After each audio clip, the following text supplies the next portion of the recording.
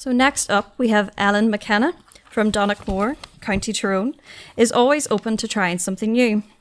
Ellen is going to attempt to add African drumming to her repertoire. She isn't certain that the hand-jiving skills of her youth will transfer to a rhythmic drum beat, but is hoping for the best, and I'm sure it will. Ellen, if it doesn't, as the title of your story says, life goes on. Thank you.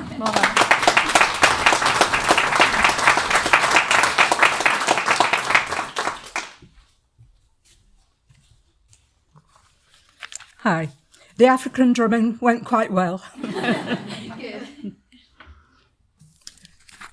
Life goes on. The door slammed. Bert started at the sound, his book slipping to the floor with a muffled thud. That bloody door again, he thought. He glanced at the window and noticed the rain blown by the squally wind running down the panes. Well, I'm definitely not venturing out to wedge it shut in this weather, he muttered.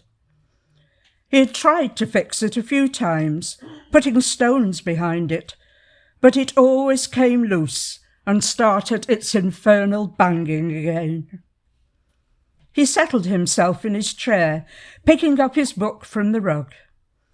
It was early spring, but even though the evenings were getting lighter, it was still cool enough for him to have lit a small fire. He knew that a couple of snifters of whisky, combined with the warmth of the coals, would ensure he dropped off to sleep all right, no matter what the night threw at him.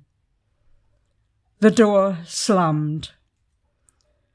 Next door, the young mother sighed in exasperation as she tried to get her fractious baby back to sleep. She had nagged her husband to tie it shut, but there are always 101 things that needed doing. Trying to fit them in around the baby and his shift work was difficult, to say the least.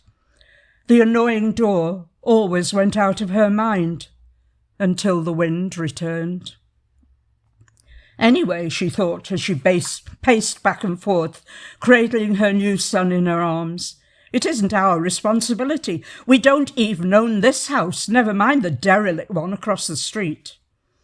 It was, in her humble opinion, an accident waiting to happen, what with the local kids using it as an adventure playground. The door slammed. Sooty, the black cat from number 12, abandoned his hunt in the overgrown garden at the back of the empty house, as the mouse he had been carefully stalking scuttled away at the noise. No presents for Madge, the woman who he shared a house with, tonight. He turned and began to make his way back to the security of the nearby kitchen, where he knew a warm welcome and good food awaited him. This was no night to be out. The door slammed. The urban vixen slowly materialised out of the darkness of the hedge as the cat departed. She stood, sniffing the air, listening for signs of danger, before moving off under the dripping foliage towards the den. She had chosen a good spot under the old ramshackle shed, and her cubs would be eagerly awaiting her return. They would be dependent on her for a few more weeks, but the lair was well hidden and quiet for most of the time. The garden was a safe refuge for them to learn some of the skills they would need to survive. The door slammed. Old Mrs. Rafferty glanced out through her dirty net curtains onto the empty, wet street. But there was nothing different to see. She had been on at the council for weeks about the state of that house, but nothing was done. God knows what vermin are lurking in that jungle of a garden, she thought. Closing her curtains against the fading light, she turned up the volume on her TV, settled herself on the sagging sofa, and picked up her mug of tea. Another half hour, she thought, then up the wooden hill. The door slammed. The street slept.